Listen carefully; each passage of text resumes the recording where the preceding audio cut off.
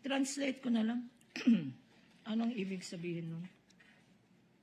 Irregular. I'm sorry. This is my last question.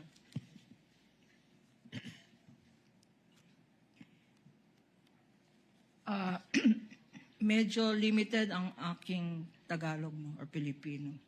Ang pagkaintindi ko sa irregular kaduda-duda. Tama? Kaduda-duda, irregular.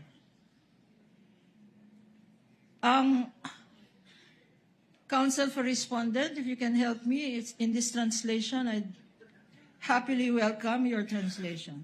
Unnecessary sa Pilipino. Unnecessary, hindi kailangan.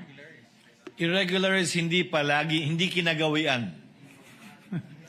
Hindi pangkaraniwan. Hindi pangkaraniwan. Irregular.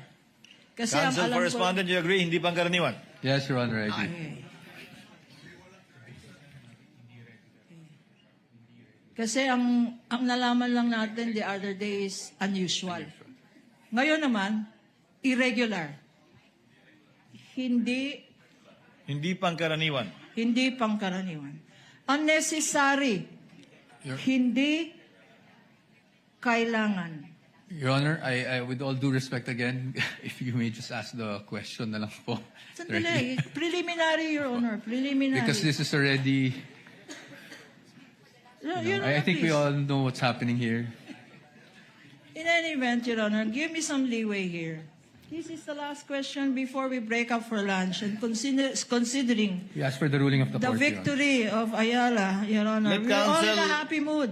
Let counsel wind up with this, with her This is the direct last question, counsel Your for Honor. Respondent. Let's give her some Okay. leeway. I We submit.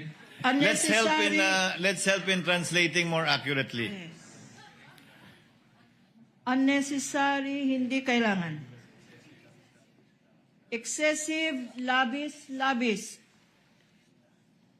Extravagant. Maluho. Oho. Ang nakalagay dito, bongga kaday. Extravagant. Bongga, extravagant. At lastly, unconscionable. Sabi na Attorney Virgil, kasuklam-suklam. Unconscionable. Okay.